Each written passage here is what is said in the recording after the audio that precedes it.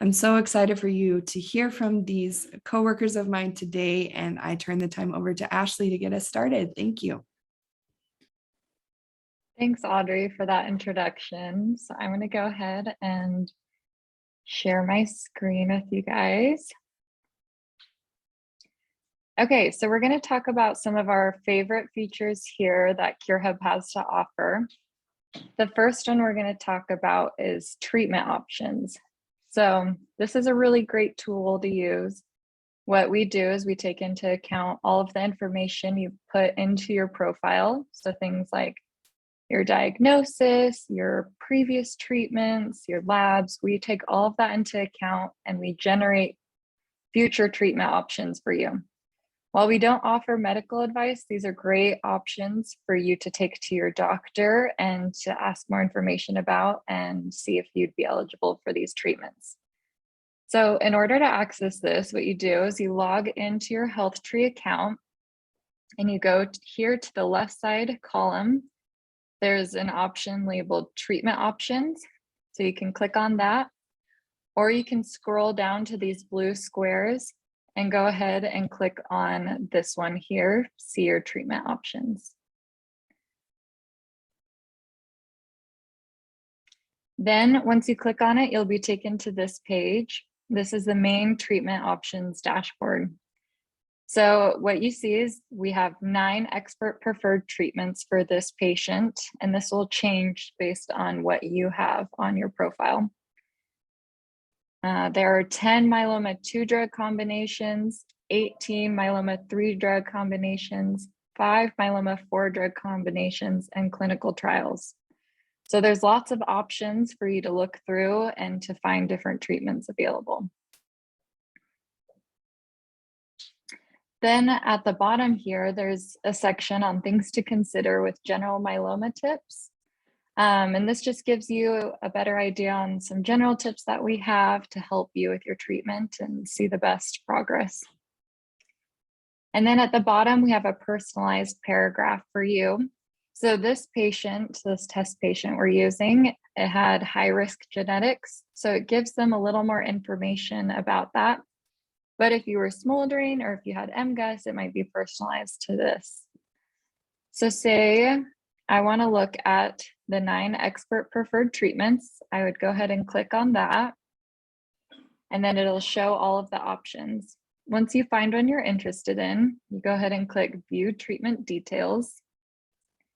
And it'll pull up all of the information we have about this treatment. So it'll show the name. It'll show how it is rated among experts on a scale of 1 to 5. So this one's rated really well. It'll show you the administrative method. We show you treatment usage. And sorry, we'll go ahead and go back. And it'll give you a summary and videos about the treatment. So it just gives you a really good idea on what this treatment is and giving you more information. And then we also have supporting research at the bottom. And then if you're interested in this, what you can do is go to the print option here. And you can print off this and take it to your oncologist or myeloma specialist and talk to them more about it. You can also find a treatment center near you. And once you click on that, it'll show you the treatment centers around based on the zip code you provided. And you can also have the option to take notes. So if this is a treatment you're interested in, what you can do is you can save it to your favorites. And once you click on that and you go back to the main treatment options page, what it'll do is it'll list it here on your favorites. So you can click on that and view it for later. That's all I have on this. We're going to go ahead and move on to the next section for personalized clinical trials, and I'll turn the time over to Todd. All right. Thank you, Ashley. So personalized clinical trials, it's similar to the treatment options. Like Ashley said, the treatment options, it's a custom list. It's different for every patient that's in the system based on your medical information that you've entered in there. And the same thing happens with clinical trials. So, based on your latest lab results or your most recent genetic testing or your lines of therapy, age comes into factor. There's lots of factors that come in for clinical trials. And with your medical information in there, we can take that list of about 450 open myeloma studies and narrow that down to a list of, it depends, but 10 to 30 trials that you could actually qualify for. So you don't have to spend time combing through all those clinical trials to find one that's right for you. We do that automatically for you and present that list to you. We have partnered with a company called Spark Cures to bring these clinical trials, these matching clinical trials to you. Many of you may be familiar with them. We have a good working relationship with them and are able to help a lot of patients get into clinical trials that otherwise might find it difficult. So what do you need to get a personalized list of clinical trials? And we've kind of touched on that already. You have to enter your diagnosis into the system. We need to know your most recent lab values. Those are very important. Even if it's lab values from 2 months ago, it can change the trials that you qualify for with your most recent lab values. So that labs are very important for clinical trials. Lots of clinical trials require certain labs be at an exact point. And so that's important that your most recent ones are in there. If you've had genetic testing, it's important to have that in there as well. And then there's a current health and fitness section where it talks about, what your current health is and any issues you may be having. It's not a complete health profile. It's just the ones that could affect the treatments or clinical trials that you could qualify for. So it's important to fill those 4 sections out in your profile if you're interested in clinical trials. And here's the diagnosis page. So this is where you'd put in your diagnosis. You'd put in the date you were diagnosed. And you can also list the type of myeloma that you have and what the staging was at diagnosis. That can be important, especially the type for some clinical trials. The next slide, these are your labs. So you can enter labs manually yourself with that first tile up in the top left. If you click on it, it'll bring up a screen where you can enter all your labs, your numbers and whatnot. You can upload your medical records to us. We will get them and then we can enter them for you. We have a team here that will enter those for you. If you are going to a facility that is connected with Apple Health, then we can kind of automate the loading of your labs into the system through Apple Health. With an iPhone, you can connect to a facility and it will download the labs to your iPhone. And then we have an app called HealthTree Connect that you can use to get the labs from your phone and into CureHub. And we can help you with that as well if you don't know how to do that or don't have an iPhone. It's only on iPhone right now. That Apple has worked extensively to get connections with hospitals, and so they have that tool available. This is a look of what, oops, go back, of your lab page. As you start entering labs, at the top you can see what treatments you've had. So beginning in January 2020, this patient had Dex, Revlimid, and Velcade. And then you can see his treatments as he goes across to current time. And you can see a graphic display of what your labs look like as you have your treatments there. You can see as they drop, go up or down, or what's going on with your labs. There's a visual representation there that ties to your treatments. This is probably one of the most popular pages that our patients go to. Every month, thousands and thousands of clicks on the labs page. So patients like, I guess, seeing their treatments and how their labs are responding to their treatments. It gives them an idea of what's going on with their myeloma.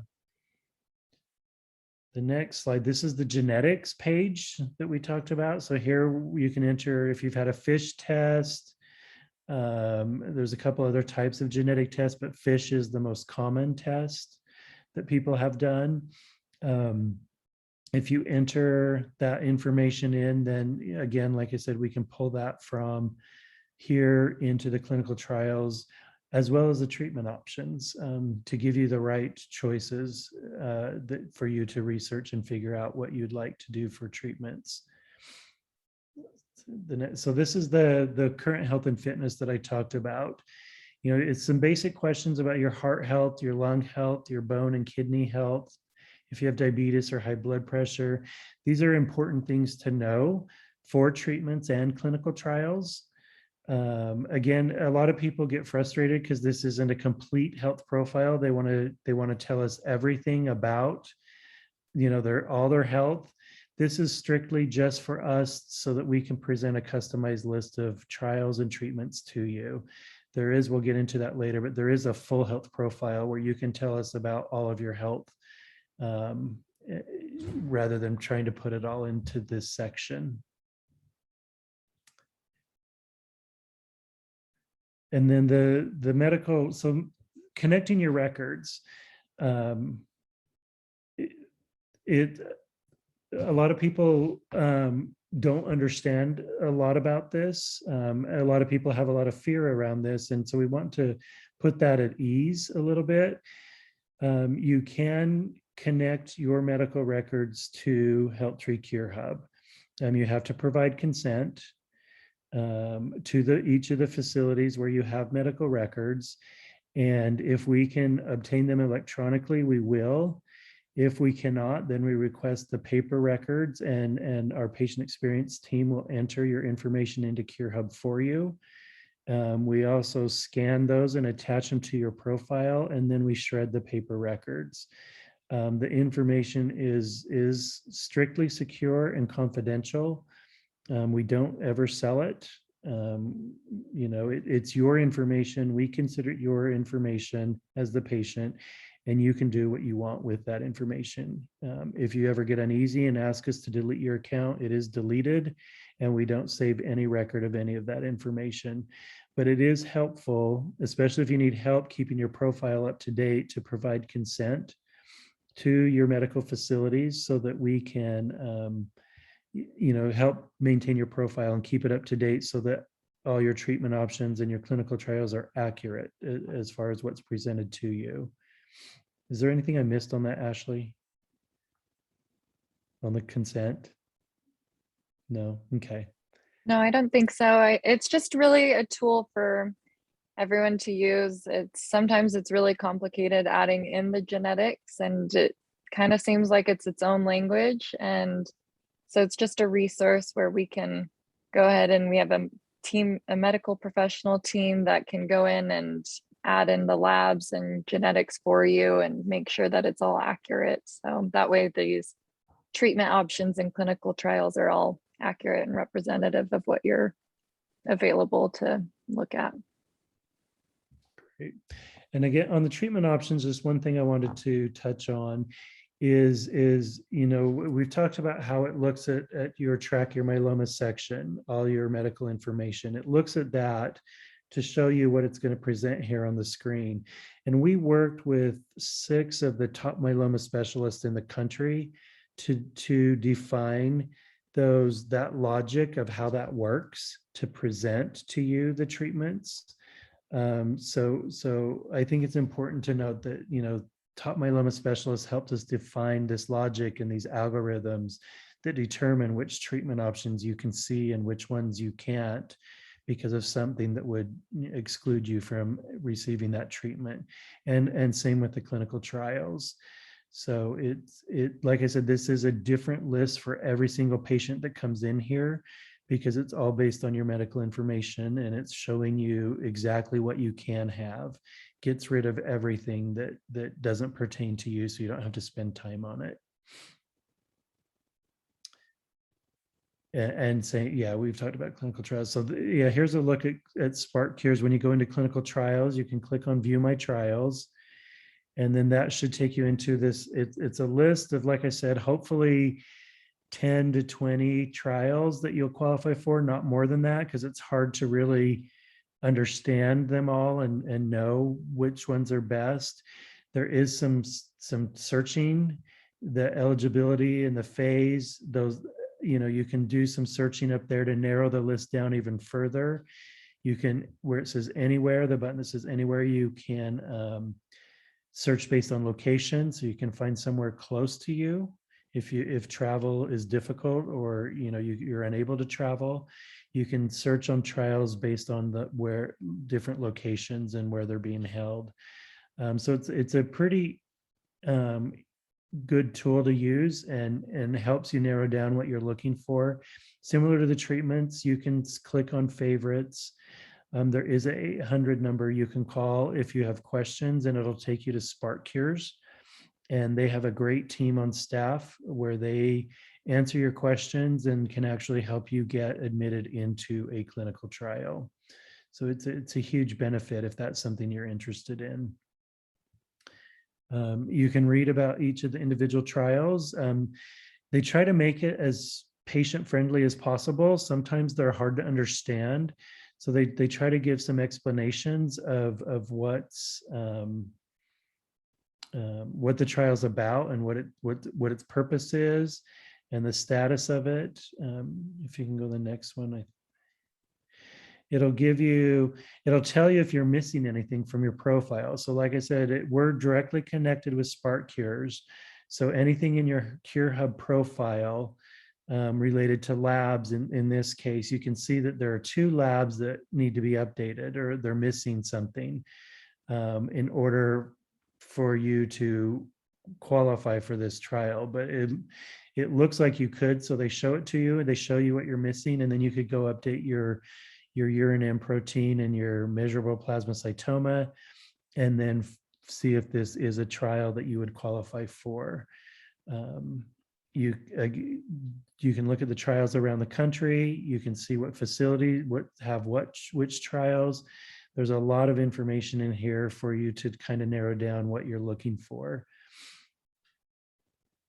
And their 800 number is all over their site. So again, if you have questions or need help, or if you've decided and need help getting into a trial, like I said, their support team is great there, and they will help you every step of the way. Okay, so I'll go ahead and talk about the twin machine. This is a really cool feature that was built to allow you to talk to other people or see other treatments that patients around the world have with similar genetics. You can search based on diagnosis or different treatments that you've done. It's just a really cool way to connect with other people and see different options that you have. So in order to find this, what you do is you go on to HealthTree. There's a couple different ways you can find it. You can go to this left side column here and click on Twin Machine. Or you can go ahead and go to this blue square, find your HealthTree twin, and click on that. Both of those options will bring you here. So this is the twin machine option. You can search on a couple different things. You can do a diagnosis search, a best twin match, and then there's advanced filters. So I'll talk about each of those. But if you wanted to do a diagnosis search, you'd click on that button, and it would take in all the information that Todd went over earlier about what you added in your diagnosis. So this person has IgA kappa, solitary plasmacytoma, and multiple myeloma. It's going to pull all the options of people that have that same diagnosis and allow you to look at all of those people. So it's a really cool tool. Then what you do is, if you wanted to search on something else, you can click clear all filters, and that'll take away the filters, so that way you can search on something else. Then what you could do is, say you want to find your best twin match, you click on that button, and it'll pull up all the people that fit in. It'll search based on your diagnosis, your genetics, age, gender. It'll search everything for you to find the best match. Sometimes there's not a match for as specific as it gets. So what you can do is you can take off one of these. And then what it does, so I took off one of them and now it brought up more options for me to look at. So it just gives you a really good idea to find more people that fit under the same genetics, or if you want to look at only female patients or only patients over 70, these are all options that are available to you. So what you can do is you can go ahead and clear all the filters again. And then there's the option for advanced filters. So this one's a really great option because it allows you to find people either based off your myeloma diagnosis. You can find patients based on chemotherapies that they've done. You can check for myeloma type. You can check for antibody drug conjugates.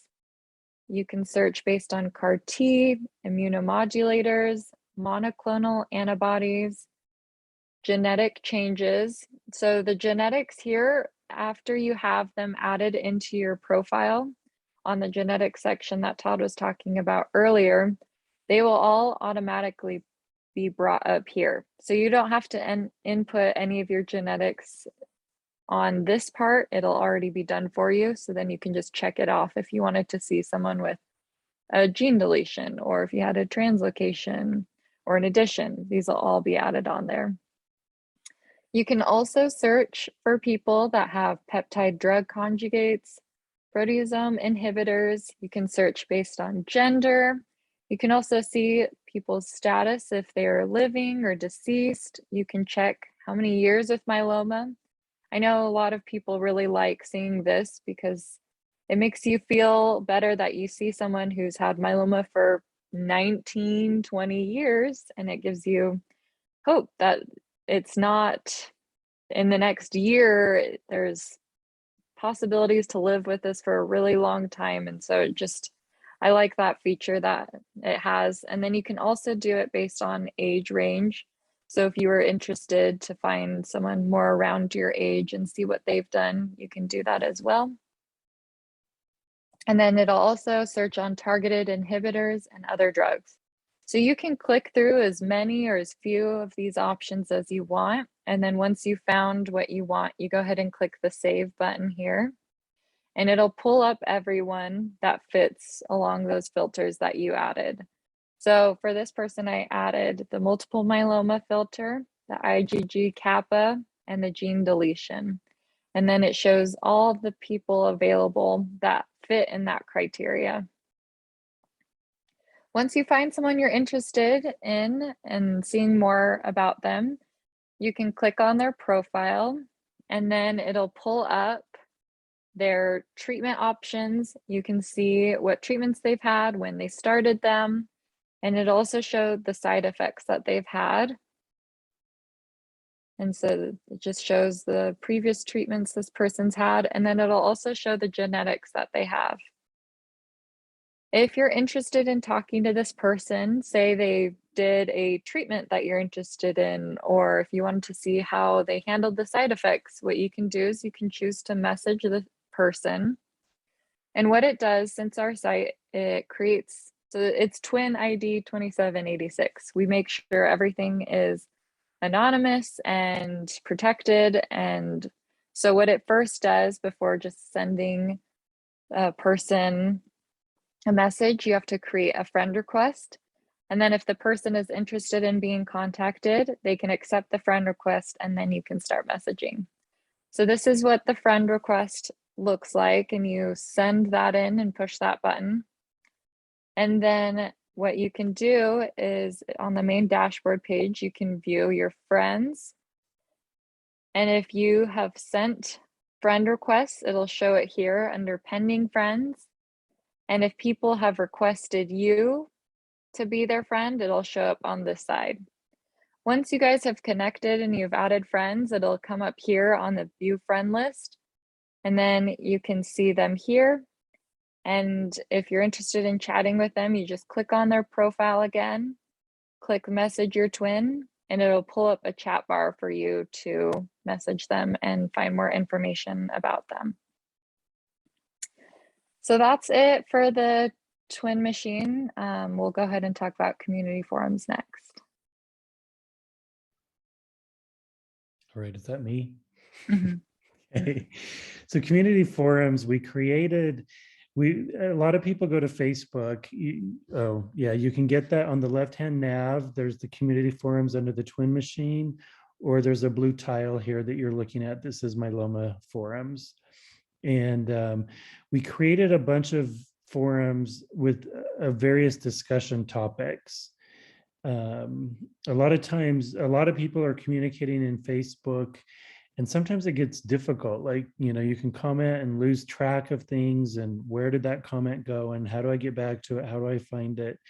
Or, you just want to read about certain things. So we decided to kind of create a community of forums based on topics, all sorts of topics, building your healthcare team, stem cell transplant, FDA approved drugs, side effects, African American concerns. There's a big list of different topics, and you can click on that, and it will take you. It'll take you in to see what people are talking about there. But we better follow the slides. So we do have some community rules. It is important that we're kind and courteous, and we don't allow promotions, fundraisers, or spam, obviously. No sharing false information or health advice, no bullying, no sharing irrelevant information on specific myeloma crowd community topics, no political posts, and we do monitor the posts and moderate them for any of this inappropriate behavior. And so far, we really haven't had any inappropriate behavior. Thousands and thousands of people are coming in here and commenting and sharing on all sorts of topics. And it's very helpful for a lot of people. You can search, if you're not sure what you want to look, or you can't find what you're looking for, in the search field at the top, you can search on a specific topic. You can put transplant, and it'll bring up everything that has a transplant post with it. And here you can see, this was a post from 5 hours ago about a stem cell transplant that a patient has posted. When you click into that post, most of them, we have videos that teach you about whatever that topic is about. In this case, auto stem cell transplant.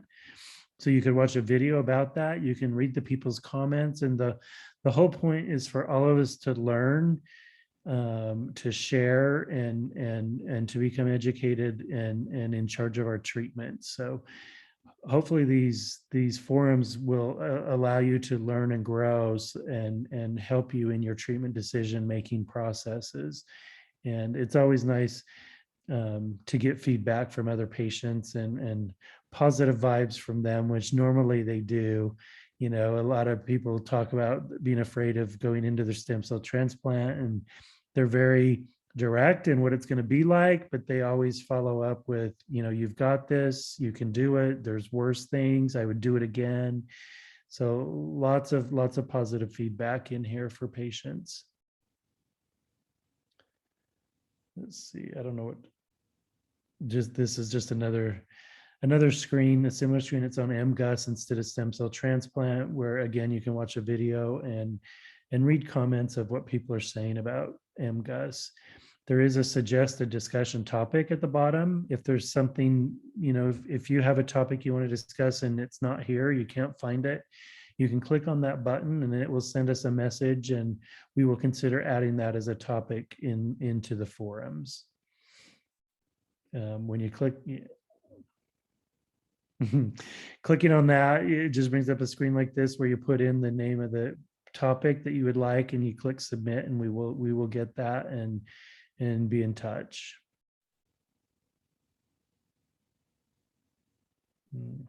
You're just sharing. This is Spark Cure's information if anyone wanted to put that down or have that if they wanted to contact them.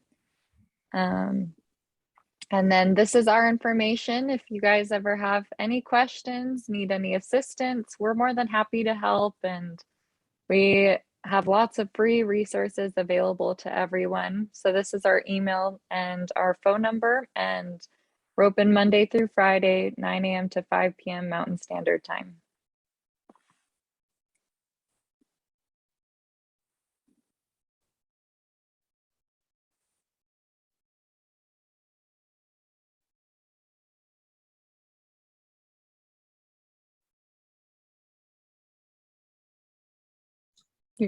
I like clicked the button and it's taking like 10 years to actually trigger. So glad it worked. I'm glad I'm back with you guys. And thank you so much for your presentation.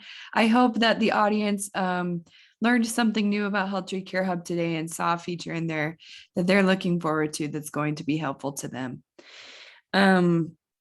It's now time for the question and answers. I will moderate the questions as they come in. So if you have any questions, feel free to use the Q&A feature that's at the bottom of your screen. And then you can enter the questions there. We don't have any yet, but I think it's because you guys explained that so well and it's kind of self-explanatory. But I'd love to hear questions if there are any. And you can always call too, or send an email if you want personalized help. We can set up an appointment to run through how to use each of these features that we talked about, just to give you a better idea on how to use that. Definitely. Okay. We're getting some questions in. This is a great question. So somebody's asking, should I add medical information that isn't cancer related? Yeah, that's a really good question. So there is a section called the full health profile, and that really gives a full comprehensive idea on what your health is like and different pre-existing conditions you could have had or other comorbidities you might have. And all of that information would go in there. And there's a lot that's not cancer related. You could put in exposure to different chemicals you've had, or there's information about your demographics, or you could put pre-existing like diabetes, or there's lots and lots of information. This is a really big section and it does take a lot of time, but it's great and allows you to put in really everything about your health. So that's a section available on HealthTree that you can put in that information. And the patient experience team can help walk you through that as well, correct? Yep. Can a caregiver create an account on behalf of a patient? Yes. Yep. We have lots of caregivers create accounts. What you do though is everything needs to be in the name of the patient, but you can create an account as a caregiver and have your email if you want our weekly emails, or want to receive the updates that we give. That can all be done on the caregiver side. Awesome. Is it possible to share medical records from outside the United States, such as the UK? Yeah, we actually work with a lot of patients internationally. A lot of times the steps are a little different. We can't typically just request and send a consent form. A lot of the times we need you to send either through fax or email directly to us the medical records, and then we can upload them to your account and add everything in there. So yeah, it's definitely available for international patients as well. If I can just add to that. Yeah, we have, I think we're almost at 1,000 international patients in the system right now. So lots of people from all over the world are in the system. It is important to note that the treatment options that are presented are US-based treatment options. They're not, localized to the area that you might be in internationally. They're all US approved treatments. So keep that in mind if you're an international patient and looking at those. It still is an incredibly helpful resource to help you do your research for what treatments might be best for you, even though they're only US approved treatments. And we have go ahead. Oh. I was also going to say, once your information's added in too, we have a great team. Patty's on the team where they can explain your genetics and your lab values and what that really means and what different markers mean and how you're progressing. And that is a really helpful tool available as well. Definitely. I was just going to say we actually had a session dedicated to how HealthTree Cure Hub benefits international patients, because I see a couple other patients saying, "Oh, I'm from Canada, I'm from here, outside the United States." And I will include that recording in the follow-up email that I send to all registrants of this event, just so you can access that and see, okay, what works for me as an international patient within HealthTree Cure Hub and what isn't. So which are the features that I don't have to pay super attention to. So hopefully that will help. We have somebody asking too, where do we post recordings? The recording of this webinar will be sent out to all registrants within that follow-up email within 48 hours of the event's conclusion. So Cindy is wondering, if you connect medical records to HealthTree, will labs and everything be automatically updated? This is a great question. Yeah, really good question. So our team, we add everything in at the point that you sign the consent form. And then what we do is after a year, we go in and re-add labs. We can do any new genetics if you've had any treatment changes. So after a year, we do that. But if you wanted your labs to be updated more frequently than that, we're also available to do that as well. You can just send an email, text, or call that number, and we're more than happy to update more frequently. If you have the electronic records, that allows us to go in and do it same day. But typically what we do is we add everything at the point of consent and then a year after. So I think that question was from Cindy, and she put MDA, so I'm guessing she's at MD Anderson. The MD Anderson does not participate with Apple Health. So right now there is not an automatic way to electronically upload labs. We are working on with 2 other ways of being able to do that. The MD Anderson does participate in, and a lot of other hospitals participate in that do not participate in Apple Health. Hopefully that makes sense. What I'm trying to say is we are working on a way to be able to electronically connect HealthTree to your MyChart or portal at your hospital if you choose to grant that access. We're working on ways to make that all electronic and automatic, so it's not a manual process that you have to do or that Ashley's team has to do. But so their options then would be if do it themselves or have the patient experience team help. Yes. Yeah. We can do it upon request. Thanks. And we have a team that is in charge of updating the labs if the patient requests it. We do it automatically, as Ashley said. We do the initial validation, which is when we put all the medical information that we have from the medical records, and we try to keep it updating it year by year. But if the patient has an event or has a change in treatments, or there are some labs that they want us to update, we can do that. But we do need for them to remind us or let us know, because if not, it won't be done automatically. Yeah. Okay. Thank you. This is a good question. Is there a step-by-step diagram or a short sheet when getting started with this comprehensive system? Do we have a small slide deck or a infographic kind of sheet that we can send to patients to walk them through getting started? Yeah, we have an email we can send out, and I can send that to you, Audrey, just with like the major steps that need to be completed on your profile. And we do have an infographic styled like PDF on how to sign the consent form. So that's an easy visual on the steps for that. So I can send that to you, Audrey, to send out on the email for everyone else. Yeah, that would be great. Thank you. Yvette is wondering, Todd, how do they find out if their hospital participates in Apple Health? Yeah, Apple has a website where they list them all. Where can I post that? Can I post in the that? chat? If you send the chat to everyone. Okay. I will put that, Yvette, I'll put that post. Oh, there's the chat. I'll post the URL in the chat. Let me change that. You said to everyone. Mm-hmm. So yeah, there's an Apple website where they list all of the hospitals they participate with, and they really do. They're adding monthly. They add new hospitals to that. So the link is there for you, Yvette. Awesome. Thank you. Bob is saying, do you have plans to increase your system response? It seems slow. And I think he's talking about the website itself. Yes. Yeah. So there are, yes, we are aware of some things. We're doing some optimization work with the coding that should help speed some of that up. It does depend on which pages you're going to. If you're somebody that has a lot of labs, it does take a while for all that information to compile and present on the screen.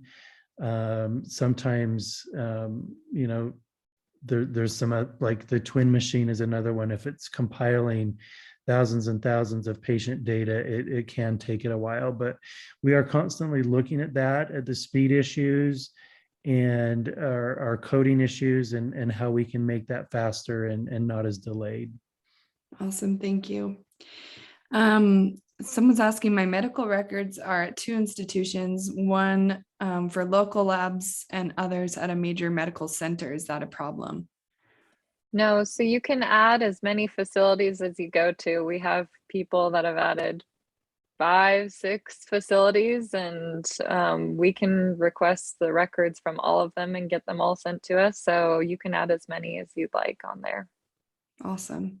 And then we have someone asking, are the past sessions still available somewhere on the website? Again, we're always updating, and in the new version of our website that should be coming out soon, we do plan to have past recordings available on the chapter page. However, that is not available right now. So I will make sure that all of the past recordings, this is series 5 in the HealthTree Cure Hub session. So I'll make sure that the other HealthTree Cure Hub videos and webinars that we've had in the past are included in that email so that you have access to them, as well as our YouTube channel so that you can check out other videos that in which we talk about different programs that we have and just other fun recordings that I have within my community. These have been excellent questions. I really appreciate them. So feel free to continue to ask if you have any more. We do have a bit more time. I know we talked about this in a past webinar, Todd, but I was wondering if you could explain to them because I think it's personally fascinating, where the information is stored and then how it's brought securely to the actual website and then put back into the storage. I know that's not at all. That's my very general way of not technically saying it, but Sure. No, but it is a common question. And for some patients, it is a common concern about your data. So again, like HealthTree, as we consider the data, the patient's data, it is your data. It is not our data. It is not the hospital's data. It's your data. So if you choose to share it, that is awesome. And we do everything we can to protect it. We use all the latest technology. The data is stored in Google Cloud servers. They update their technology daily to prevent attacks or data from being stolen. The data never lives on your phone or your computer or your tablet, you know, so when you're looking at the data, it's not actually physically on your phone or your tablet, so you don't have to worry about data being there. But the data is always encrypted, basically. And encrypted means if somebody were to steal the data somehow, it would look like just a bunch of garbage, a bunch of random characters. It's nothing you could read, and you can't decrypt that data without a key, and that key lives in a totally separate place that is not connected to where your data is. So it's impossible for someone to find that key and know where the data, you know, is tied to that key. So the data is encrypted on the servers. It's encrypted when it's traveling from the servers to your computer screen to look at. And again, you know, we do everything we possibly can to keep it as safe as we possibly can. And like I said, we consider it yours, not ours. And I don't know if that helps or not. no, it's great. Thank you. That's what I was looking for. We have somebody asking, how is HealthTree funded? Todd? Sure. So HealthTree, it's interesting. When we started HealthTree up about 3-4 years ago, we applied for research grants, and we were awarded about $250,000 in research grants. And that's how we started it. We hired a team in India and started talking to them and iterating and ended up developing it there. Our team, we have everyone, our development team right now is in Utah and Mexico. We still continue applying for grants and we get awarded grants. We have a lot of patients that donate to us. The system is free, but donations are welcome if you want to. There are some ads on the site from pharmaceutical companies, and that brings in revenue for us as well to keep all of this running. Those are the main ways that we do that. We're always looking at different avenues and opportunities that we have for funding, because our goal is to always keep this free for patients. We don't ever want to or plan on charging patients to access any of this. We want it to always be free. Yeah, thank you. And I chose Todd because he's been here the longest. So he has the best outlook on it. And it's a good question. I know people are curious about that. So thank you for asking. Well, I think I'll wait just a couple more minutes to see if any questions come in. Again, these questions have been wonderful and it's been fun to answer them. If you want, we never talked about the side effect solution. We could do a quick 3 or 4 minute demo of that. Sure. If you see if I can get my screen to share. One question I have while he's doing that, as drugs are FDA approved, are they automatically added, or not automatically, but are they added to the HealthTree Cure Hub treatment options? Yeah, generally we add them even a little bit before they're FDA approved. When we know they're going to be FDA approved, we generally add them in to the system so you can, because some patients are on them already. Okay. So yeah, generally we're pretty quick at getting that in. Can you see my screen? Yeah. Okay. So over here on the left-hand side, there's something we call patient solutions. And this is all about side effects.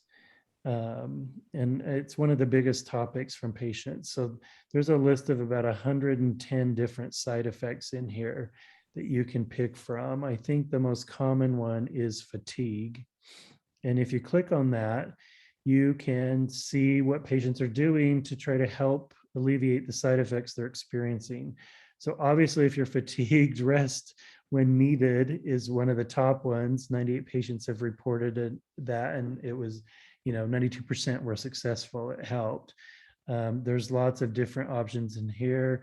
Try taking medications at bedtime, stay hydrated, adjust your expectations.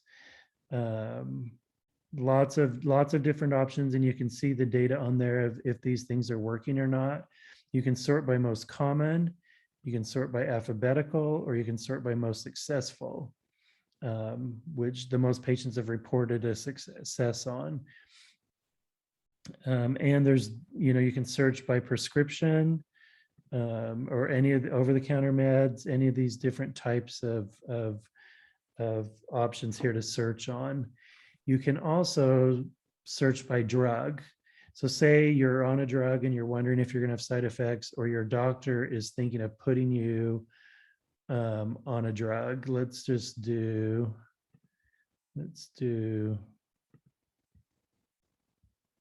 and I don't know, pick 3 drugs there. And you can see the side effects that have been reported with this drug. And you can see the percentage of patients that experience this side effect and how severe the side effect was. As you know, it goes through from highest to lowest in percentage. So it's kind of helpful for you. And again, if you click on the tile for view the solutions, you can see what patients are doing for low white blood cells and if it's working or not. So this has become one of our top features as well that patients are coming to and clicking on and doing research on. So we didn't show that initially, and I just wanted to give you a really quick view of it. Yeah, that's perfect. Thank you. It is becoming one of our most popular ones. So a question that was asked while you were presenting that is, how are Myeloma Crowd and HealthTree connected? Which I think is an excellent question and something that people get confused on or have questions about frequently. The name of our organization is Myeloma Crowd by HealthTree, and we are, so to speak, a sub-organization within the HealthTree Foundation umbrella. The HealthTree Foundation's mission is to target rare diseases and find cures and provide education to patients and caregivers within that that are dealing with that rare disease. So myeloma is one of them, the Myeloma Crowd by HealthTree, and then the other one, sister organization to the Myeloma Crowd by HealthTree, is the HealthTree Community for AML, or acute myeloid leukemia. And so those are the two current ones, and we plan to expand into other diseases in the future. So HealthTree is, so to speak, the big umbrella, and then Myeloma Crowd and HealthTree Community for AML exist within that bigger umbrella. I hope that makes sense. So thank you, Suzanne, for that question. That's excellent. Yeah, just real quick on that, we are rebranding. I guess we're in the process of rebranding to help the HealthTree Foundation. Myeloma Crowd does still exist, but there is a rebranding effort where everything falls under HealthTree. Yeah. It probably doesn't help clear it up any better. But at least now, you know, we are connected. We are the same organization, even though we go by 17 different names. Okay, well, thank you, Ashley, Todd, and Patty, for being here today. I really appreciate your time, that simple yet educational presentation that you shared. And okay, Judith has one more question before we finish up. But if your hospital isn't on Apple Health, remind her what the options are. Does she have to enter all of the information herself? Yes, there's a couple options. She can enter it in all of yourself. An easier option is to add the consent that we were talking about earlier. And that, what we do, it's not automatically. If the facility isn't on Apple Health, they'll send the records to us, or we'll log into your patient portal if you give us access to that. And then we enter in all the information from those records or from the patient portal on there. That way you don't have to go through and add all of your labs or all of your genetic information, because I know that's really time consuming and it's a lot of information and it's really complicated too. And so you have those options if you don't have Apple Health. Yeah, you can have the patient experience do it for free, and you can trust them because they are vetted and we don't mess with them. Okay, we will finish with some outro announcements. Thank you again for your questions and just this participation. It's been incredible and we really do appreciate it. Our next event is going to be on January 19th, 2022. I put the year because it's exciting that we're entering a new year. And also, I don't know how we're entering a new year. This year has gone by so fast. We're going to be highlighting the coach program and talk about how lives are being changed through the myeloma coach program. We're going to share some testimonials of people who are coaches or being coached and how it is improving their lives on a one-on-one basis. You may be interested in other Myeloma Crowd community events we have coming up. Tomorrow, we have our Mountain West Myeloma chapter, and we're going to be reviewing the myeloma updates that you need to know from IMW, which is the International Myeloma Workshop that was held in Austria earlier this year. And we'll be hearing from Dr. Manny Mohunin, who's the newest multiple myeloma specialist at Huntsman in Salt Lake City. Thursday, we will be having our newly diagnosed myeloma patients chapter. We'll have a general session on living with multiple myeloma, learn a little bit more about the disease, and also learn how to properly advocate for yourself with this new knowledge within the healthcare setting. Wednesday, the 24th at 1 p.m. Eastern, we're going to be hosting our selinexor support group chapter. In this, we'll be talking about what myeloma specialists have said about selinexor within the last year. And then the first at 3 p.m. Eastern is going to be our nutrition and wellness for myeloma chapter. This is a highly requested topic from people that are curious. We're going to be talking about CBD and medical marijuana use for cancer patients, what treatments are affected by medical marijuana use or CBD use, how does it benefit potentially a patient, and what are the risks that come with it. The link to sign up for any of those events that I mentioned and even more events that I have not mentioned today is found at the bottom of the slide and will be included in our follow-up email. Another thank you to our sponsors, Bristol Myers Squibb, Takeda Oncology, Karyopharm Therapeutics, Adaptive Biotechnologies, Oncopeptides, Janssen Oncology, AbbVie, Sanofi, Amgen Oncology, and Genentech. And thank you again to my team and to each of you for joining us and helping us build this strong myeloma crowd community. We appreciate you and hope that you have a great rest of your day. Thank you.